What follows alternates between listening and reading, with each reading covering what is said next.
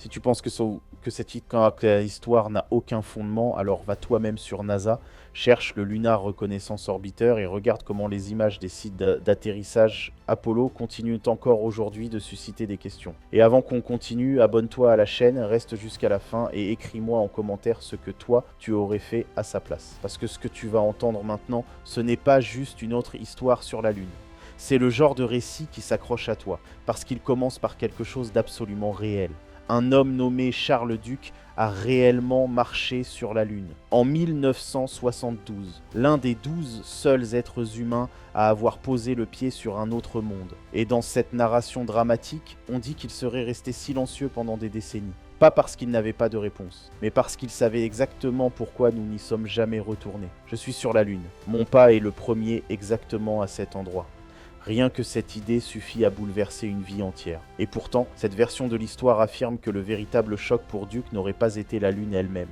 Ni le silence, ni la distance avec la Terre, ni même la réalisation d'être sur un autre monde. Mais quelque chose d'inattendu, quelque chose qui les attendait là-haut. Aujourd'hui, à 89 ans, dit-on dans ce récit, Duke serait prêt à parler de ce sur quoi il aurait gardé le silence pendant plus d'un demi-siècle. Et ce qu'il raconte ne serait pas ce que la NASA a présenté au public. Ni l'argent, ni la politique, ni la perte d'intérêt, mais quelque chose de bien plus étrange. C'est justement ce qui rend cette histoire si captivante. Parce que Charles Duke n'est pas le genre de personne qu'on associe spontanément à l'imaginaire, à l'exagération ou aux théories extravagantes. Bien au contraire. Il était pilote d'essai dans l'US Air Force. Il a été sélectionné parmi un nombre immense de candidats. Il était formé pour observer avec précision sous pression, pour rapporter fidèlement et pour ne dire que ce qui pouvait être vérifié. Il a étudié au MIT et travaillé sur la navigation et le contrôle des missions Apollo. La précision, pour des hommes comme lui, n'était pas un style, c'était une règle de survie. C'est ainsi que le récit le construit, non pas comme quelqu'un qui voulait croire, mais comme quelqu'un entraîné à ne faire confiance qu'à ce qui est mesurable, visible et vérifiable. Et bien avant de marcher lui-même sur la Lune, sa voix faisait déjà partie de l'histoire.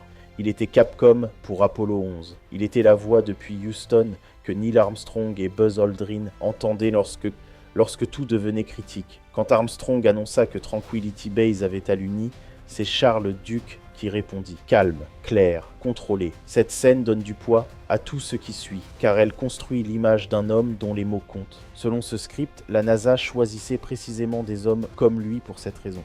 Parce qu'il ne fantasme pas dans les moments cruciaux, il constate. Il ne brode pas, il rapporte. En 1966, Duke rejoint le programme des astronautes. À ce moment-là, il avait déjà piloté certains des avions militaires les plus avancés de son époque.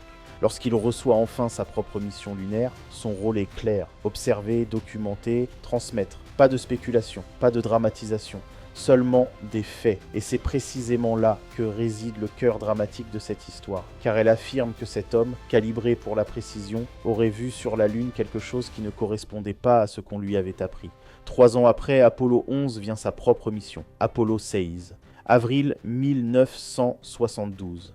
Duke et John Young atterrissent dans les hautes terres de Descartes, une région rugueuse et géologiquement complexe. Ils y restent 71 heures. Ils parcourent un terrain que personne n'avait jamais exploré, collectent des échantillons, réalisent des expériences, suivent leurs protocoles et remplissent officiellement tous les objectifs. La NASA qualifie la mission de succès total, mais c'est précisément là que l'histoire alternative commence. Ceci est Veras, la version officielle, mais pas la totalité. Dans cette version, l'étrangeté ne commence pas par une découverte spectaculaire, pas par un choc brutal, mais par quelque chose de plus subtil.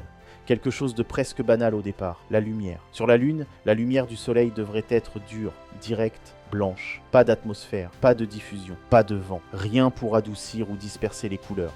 C'est ce qu'il savait, et pourtant, selon ce récit, Duke aurait vu des couleurs impossibles. Du bleu, du violet, des reflets changeants sur la poussière et les roches, comme si quelque chose bougeait là où rien ne devait bouger. Pas un simple reflet.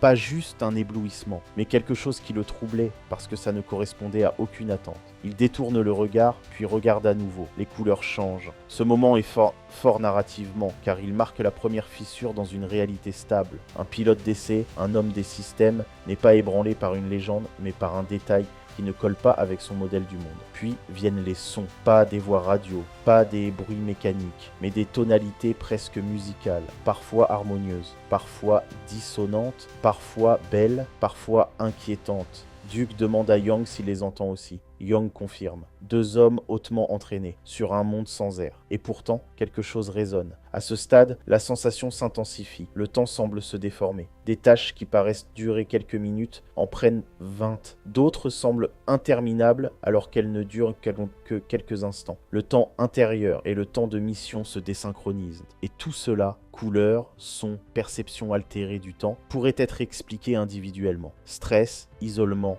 fatigue. Mais ensemble, le récit veut te faire croire que ce n'est que le début. Car avant même d'arriver au point critique, il y aurait eu autre chose. Une présence. Pas une voix, pas une entité visible, mais une sensation. Quelque chose d'immense, d'ancien, d'indifférent. Ni hostile, ni bienveillant. Juste là, comme l'océan quand tu te tiens sur la côte. Toujours présent, toujours constant.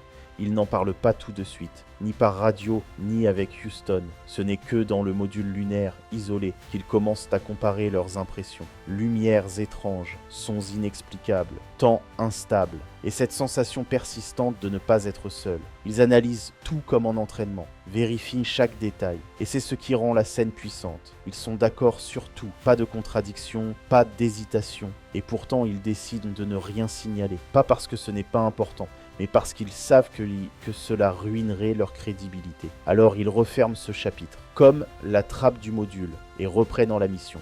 Mais l'histoire ne s'arrête pas là. À environ 6 km du module, Duke remarque quelque chose à l'horizon, une forme, pas naturelle. Sur la Lune, tout est chaotique, rien n'est symétrique, rien n'est structuré. Mais ici, les lignes sont trop droites, les angles trop précis. Il en parle à Yang. Silence. Puis ils avancent. Plus ils se rapprochent, plus la structure devient claire. Quelque chose comme un mur, une formation organisée, des blocs réguliers. Ce moment est présenté comme décisif. Celui où le doute devient certitude.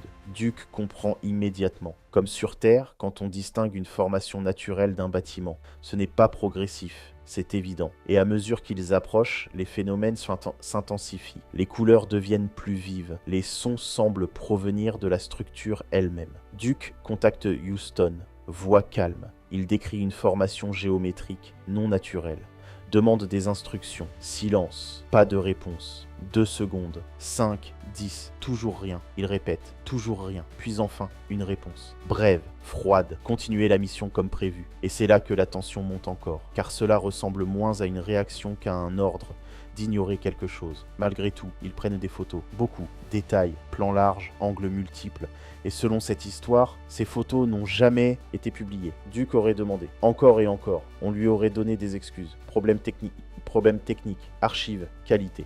Mais aucune réponse ne le convainc. Et c'est là que l'histoire s'élargit. D'autres astronautes, d'autres missions, d'autres témoignages. Edgar Mitchell, Hal Worden, Buzz Aldrin encore. Des récits différents, mais un même sous-entendu. Et la question devient inévitable. Et si ce n'était pas un hasard? Puis vient la question centrale. Pourquoi ne sommes-nous jamais retournés sur la Lune? Officiellement, coup politique, fin de la course spatiale. Mais cette histoire propose autre chose. Et si la vraie raison était plus profonde? Si la Lune posait des questions auxquelles personne ne voulait répondre? Et si, face à l'inconnu, la décision la plus simple avait été d'arrêter? La narration s'arrête ici, sur une image forte. 12 hommes marchent sur la Lune, puis plus rien. Et toi, qu'en penses-tu? Dans cette version de l'histoire, cela ne s'arrête pas à ce que Duke et Yang auraient vu ou ressenti. Le récit s'élargit, attrape d'autres noms, d'autres missions, d'autres voix, comme si un motif caché ne devenait visible qu'au moment où l'on commence enfin à assembler toutes les pièces. Les années passent, les décennies aussi. Le monde change, des programmes s'achèvent, d'autres naissent, les priorités basculent, les budgets se déplacent, mais les 12 hommes qui ont marché sur la Lune restent à part. Un cercle fermé. Les seuls êtres humains à savoir ce que cela fait réellement de se tenir là-haut, à haut, sous un ciel noir, sur un sol qui n'appartient pas à la Terre. Et puis, selon cette narration, quelque chose finit par se déplacer. Pas pendant les années actives, pas au temps où les uniformes comptaient encore, où les conférences de presse étaient surveillées, où chaque mot prononcé par un astronaute passait à travers le filtre de l'institution. Non, bien plus tard, quand la plupart de ces hommes ont depuis longtemps quitté le service actif. quand les carrières sont terminées, quand les médailles sont accrochées au mur, les livres publiés, les hommages rendus, quand il ne reste plus grand-chose à perdre et peut-être plus aucune raison de continuer à taire ce qui dérange. Dans cette histoire, il y aurait eu un moment de bascule au cours d'une réunion privée, des décennies après l'émission. Quelques-uns des astronautes lunaires encore en vie se seraient retrouvés. Des hommes âgés désormais, des hommes qui ont porté le poids du silence autant que celui de la gloire. Et c'est précisément dans ce cadre, loin des caméras, loin des microphones, loin des formulations officielles, que quelque chose aurait changé. Les phrases seraient devenues moins prudentes, les souvenirs moins filtrés, les silences moins absolus. Chacun aurait apporté sa propre mémoire, son propre détail resté en suspens, son propre moment impossible à faire entrer dans le récit officiel. L'un parlerait d'observations étranges pendant une mise en orbite. Un autre évoquerait une impression inexplicable lors d'une sortie extravéhiculaire. Un troisième reviendrait sur un incident si marginal en apparence qu'il n'avait jamais figuré dans aucun rapport et qui pourtant, avec les années, aurait pris dans son esprit une importance de plus en plus grande. Et ce qui rend cette scène si forte dans la narration, ce n'est pas qu'ils disent tous exactement la même chose, c'est qu'ils ne disent pas la même chose, mais que tout semble pointer dans une direction commune. Le récit insiste là-dessus avec une grande habileté. Ce n'est pas l'uniformité qui convainc, c'est la convergence. Des hommes différents, des missions différentes, des moments différents, et malgré cela, une même impression de fond, comme si chacun n'avait perçu qu'un fragment d'un tableau plus vaste, sans jamais avoir accès à l'ensemble, comme si personne n'avait possédé toute la vérité, mais que tous avaient aperçu quelque chose qui empêchait de croire encore tout à fait à l'image simple d'un satellite mort, vide, totalement connu. C'est à ce moment-là que certains noms surgissent, des noms déjà ancrés dans l'histoire spatiale. Buzz Aldrin, le deuxième homme à avoir marché sur la Lune, est invoqué. Dans la réalité, il a parlé à plusieurs reprises d'observations inhabituelles pendant certaines phases de mission, bien que celle-ci ait reçu des explications techniques. Mais dans ce type de narration, les nuances disparaissent. Ce qui est suggéré, ce n'est pas qu'il ait vu quelque chose d'étrange puis compris ce que c'était. C'est qu'il ait entrevu quelque chose d'important, quelque chose qui méritait d'être pris au sérieux, puis que cette importance aurait été réduite, recadrée, absorbée dans le langage rassurant des explications officielles. Ensuite vient Edgar Mitchell, astronaute d'Apollo 14, un homme dont la trajectoire après son retour a souvent nourri les récits les plus spéculatifs, parce qu'il a parlé de conscience, de perception, de possibilités dépassant le strict cadre matériel. Dans cette narration, son évolution personnelle n'est pas présentée comme celle d'un homme ayant développé ses propres convictions philosophiques. Elle est réinterprétée comme le signe d'un bouleversement plus profond, comme si le voyage n'avait pas seulement déplacé son corps dans l'espace, mais fissuré sa compréhension du réel. Puis, il y a Hal Warden, qui n'a pas marché sur la surface mais a tourné autour de la Lune pendant qu'Apollo 15 accomplissait sa mission. Lui aussi, dans cette construction dramatique, devient une pièce du puzzle, une voix supplémentaire, une confirmation indirecte, pas forcément par une déclaration nette, pas par une confession spectaculaire, mais par des mots, des intonations, des hésitations que le récit récupère pour en faire des indices. C'est souvent comme cela que fonctionnent ces histoires. Elles ne vivent pas de preuves complètes, mais de connexions. Elles prennent des fragments, les rapprochent, les alignent et laissent l'esprit combler le reste. La question centrale arrive alors avec une force particulière. Si un seul astronaute disait avoir perçu quelque chose d'inhabituel, on pourrait parler d'erreur, d'épuisement, de stress, d'interprétation imparfaite dans un environnement extrême. Mais si plusieurs hommes, séparés par le temps, par les missions, par les circonstances, laissent entendre qu'il s'est produit des choses qui ne figurent pas dans la version officielle, à partir de quand cela cesse-t-il d'être une coïncidence ? À partir de quand la répétition devient-elle elle-même un fait troublant ? C'est ici que le récit revient vers Charles Duke et qu'il le replace au centre. Car dans cette version, il n'est pas seulement l'un parmi d'autres, il devient celui qui formulerait le plus clairement ce que beaucoup auraient laissé à l'état d'allusion. Un homme désormais âgé, libéré des obligations de carrière, des dépendances institutionnelles, des calculs de réputation. Un homme qui n'aurait plus rien à protéger, rien à gagner, et donc, selon cette logique narrative, aucune raison de mentir. C'est un ressort puissant, parce qu'il transforme l'âge non pas en fragilité, mais en autorité finale, comme si le temps lui-même garantissait la sincérité. Et alors vient la question qui domine tout le reste. Pourquoi ne sommes-nous jamais retournés sur la Lune ? Officiellement, les réponses existent. Elles sont connues, elles sont documentées. Après Apollo 17, en décembre 1972, les missions lunaires habitées s'arrêtent. Les raisons sont nombreuses. Les coûts sont immenses. L'objectif politique principal a été atteint. L'urgence de battre l'Union soviétique a disparu, les priorités nationales changent, la guerre du Vietnam pèse lourdement et le scandale du Watergate abîme profondément le climat politique américain. Le public, lui aussi, change. Ce qui paraissait prodigieux en 1969 semble, quelques années plus tard, presque attendu. L'extraordinaire s'use plus vite qu'on ne le croit. Tout cela est vrai, tout cela est historique. Et c'est précisément ce qui donne à l'histoire alternative sa force particulière. Elle ne nie pas les raisons officielles, elle les accepte, mais elle suggère qu'elles ne suffisent pas, qu'elles sont la surface visible d'autre chose. La partie présentable, l'explication qu'on peut donner, tandis qu'en dessous, un autre motif aurait pesé, silencieux, impossible à annoncer publiquement. Dans cette version, les responsables auraient compris que la Lune n'était pas seulement un objet géologique, un terrain d'expérimentation, une étape symbolique dans la course à l'espace. Elle aurait commencé à poser des questions d'un tout autre ordre, des questions sur d'éventuelles traces d'activité antérieure, sur des formes ou des structures qui ne s'accorderaient pas avec le récit attendu, sur l'hypothèse la plus troublante de toutes, et si l'humanité n'avait pas été la première intelligence à atteindre cet endroit.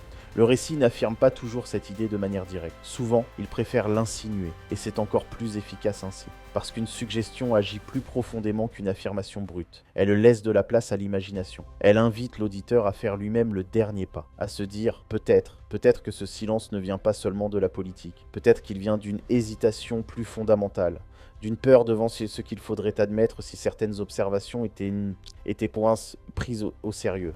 Selon cette interprétation, il aurait été plus simple d'arrêter le programme que d'ouvrir cette porte.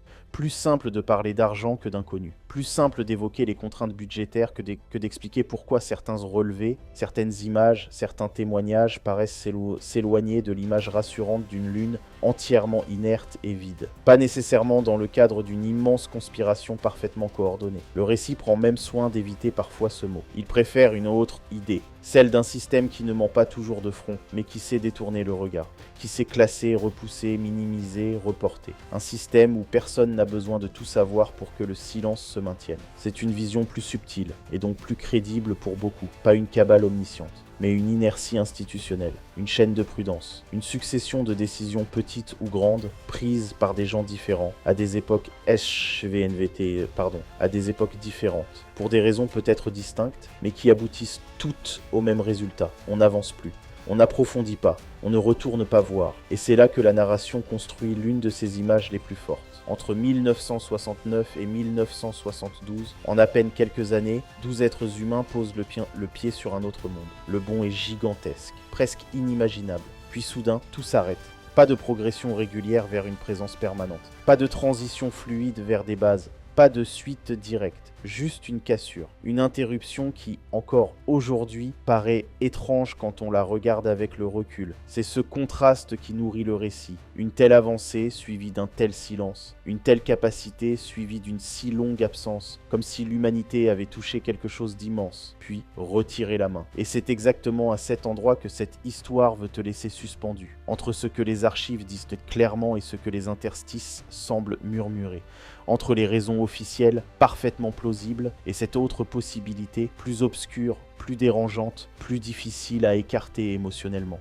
Parce qu'au fond, ce que ce récit vend n'est pas une preuve, c'est un vertige. Et c'est précisément ce vertige qui porte la dernière partie de cette narration. Parce qu'à ce stade, il ne s'agit plus seulement de ce qui aurait été vu, entendu ou ressenti là-haut. Il s'agit de ce qui s'est passé ensuite, du silence, de ce qui a été dit et surtout de ce qui ne l'a pas été. Dans cette version de l'histoire, on retrouve Charles Duke des décennies après sa mission. Plus de combinaisons spatiales, plus de centres de contrôle, plus de comptes à rebours, juste un homme âgé, assis dans un environnement calme, loin de l'agitation qui a autrefois défini sa vie. Et c'est cette image qui rend la scène si puissante. Elle ne repose pas sur le spectaculaire, mais sur la retenue. Pas de musique dramatique, pas de révélations tonitruantes.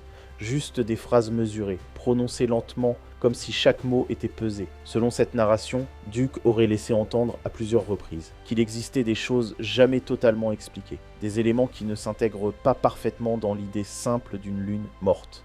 Rien d'affirmé frontalement, rien qui puisse être facilement cité comme une preuve, mais des nuances, des silences entre les phrases, des regards qui s'attardent un peu trop longtemps avant de répondre. Et c'est là que le récit introduit une idée clé. Non pas une conspiration classique, avec des acteurs clairement identifiés et des intentions précises, mais quelque chose de plus diffus, une forme d'hésitation institutionnelle, un système qui possède des informations mais qui ne sait pas quoi en faire, ou qui choisit de ne pas les mettre en avant. Pas parce qu'elles seraient nécessairement dangereuses, mais parce qu'elles seraient dérangeantes, parce qu'elles compliqueraient un récit déjà établi. Dans cette logique, les décennies qui suivent les missions Apollo ne sont pas vides, elles sont pleines de données, d'images, d'analyses, d'observations accumulées par différentes missions, habitées ou non. Des sondes, des satellites, des programmes qui continuent d'explorer la Lune sous d'autres angles. Mais tout cela reste dans un cadre précis, scientifique, mesurable, encadré. Rien qui dépasse, rien qui ouvre des questions trop larges. Et pourtant, le récit suggère qu'au sein de ces données, certaines anomalies existeraient, pas forcément spectaculaires, pas forcément évidentes, mais suffisantes pour susciter des interrogations, des incohérences mineures, des détails qui ne cadrent pas parfaitement, des choses qui isolées ne signifient peut-être rien, mais qui mises bout à bout pourraient raconter autre chose. Là encore, la force de cette narration réside dans ce qu'elle ne montre pas. Elle ne donne pas de preuves directes, elle ne pointe pas vers un document précis que l'on pourrait consulter, elle évoque, elle suggère, elle construit un espace où l'absence d'information devient elle-même un élément de l'histoire. Et c'est dans cet espace que prend place une idée centrale.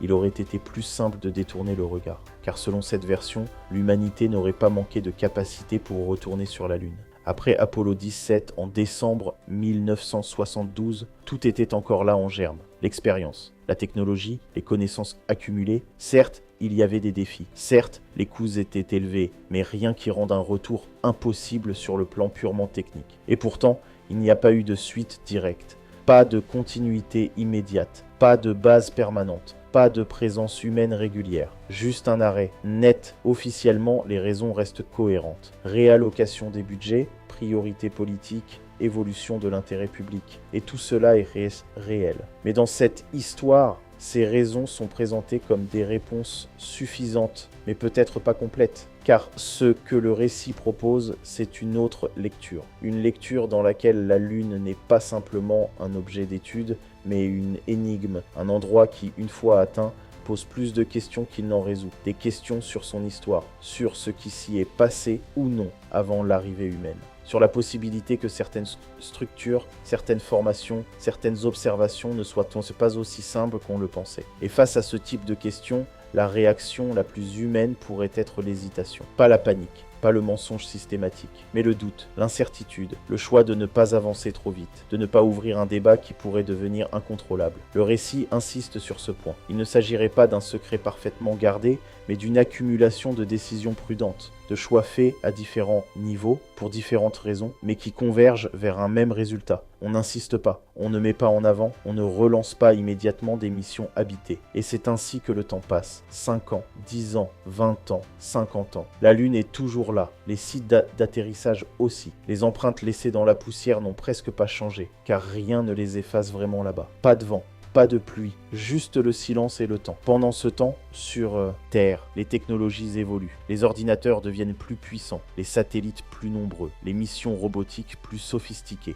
On retourne vers la Lune, mais autrement, à distance, sans présence humaine directe. Et dans cette continuité indirecte, certaines images reviennent régulièrement dans les discussions. Des clichés pris par des orbiteurs modernes, comme ceux du Lunar Reconnaissance Orbiter qui montrent les anciens sites Apollo, les modules, les traces laissées par les astronautes, des preuves que ces missions ont bien eu lieu. Des éléments qui, paradoxalement, nourrissent aussi certaines interrogations, parce qu'ils rappellent à quel point tout cela est à la fois proche et lointain. Et c'est là que la narration atteint son point le plus subtil. Elle ne dit pas « voilà la preuve ». Elle dit « regarde, regarde ces images, regarde ces lieux, regarde ce que nous avons été capables de faire ». Puis ce que nous avons cessé de faire. Pourquoi ? La question revient encore et encore, mais elle ne reçoit jamais de réponse définitive dans le récit. Et c'est volontaire, parce qu'une réponse fermerait l'histoire, tandis qu'une question la maintient vivante.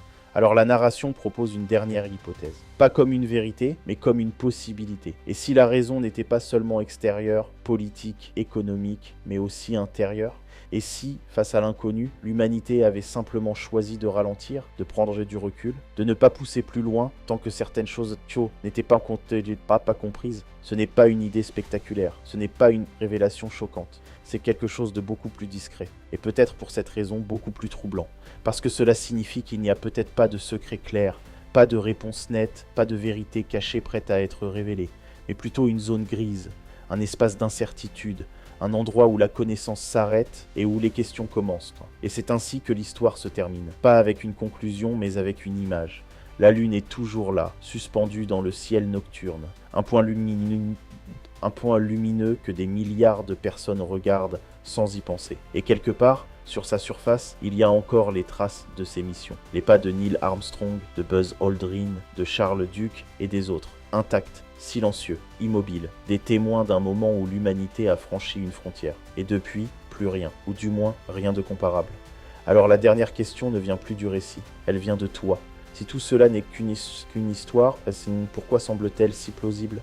Est-ce simplement parce que nous aimons les mystères, parce que nous cherchons des réponses là où il n'y en a peut-être pas, ou parce que, malgré tout ce que nous savons, il reste encore des zones d'ombre dans ce que nous croyons comprendre? Quoi qu'il en soit, une chose est certaine, la fascination pour la Lune, pour les missions Apollo et pour les quelques hommes qui ont foulé sa surface ne disparaîtra pas de sitôt. Et peut-être que ce n'est pas seulement à cause de ce que nous y avons fait, mais aussi à cause de ce que nous n'avons pas encore osé y retourner découvrir.